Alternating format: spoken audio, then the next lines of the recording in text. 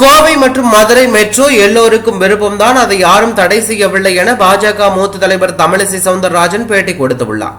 பிரதமர் நரேந்திர மோடி கோவை வருகை தொடர்பாக சென்னை விமான நிலையத்தில் பாரதிய ஜனதா கட்சி முன்னாள் மாநில தலைவர் தமிழிசை சவுந்தரராஜன் செய்தியாளர்களை சந்தித்தார். அப்போது பேசிய அவர், மோடி அவர்களை வரவேற்றதில் மகிழ்ச்சி அடைகிறோம்.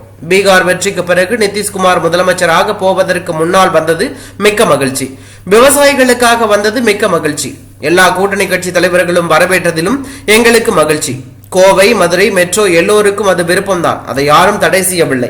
பாஜகவை புறம் தள்ளியதனால் தான் இன்றைக்கு வளர்ச்சி திட்டங்களை மத்திய அரசு கொடுக்கவில்லை என்று சொல்கிறார்கள். அது எல்லாம் போய் சென்னை விமான நிலையம் வளர்ச்சி அடைந்திருக்கிறது. தூத்துக்குடி ஏர்போர்ட் வளர்ச்சி அடைந்திருக்கிறது. 11 லட்சம் கோடி ரூபாயை வளர்ச்சி திட்டங்களுக்காக கொடுக்கப்பட்டிருக்கிறது. ஸ்டாலின் அவர்களுக்கு தற்போது பதட்டம் ஏற்பட்டிருக்கிறது என்று சொல்லிவிட்டு காரில் ஏறினார். காரில் ஏறிய தமிழிசை சவுந்தரராஜனிடம் பிரதமர் அடிக்கடி வருவாரா என கேட்டதற்கு, ஸ்டாலினுக்கு அடி கொடுக்க பிரதமர் அடிக்கடி வருவார் என்று அவர் கூறி சென்றது தற்போது அரசியல் வட்டாரத்தில் பெரும் பரபரப்பை ஏற்படுத்தியுள்ளது.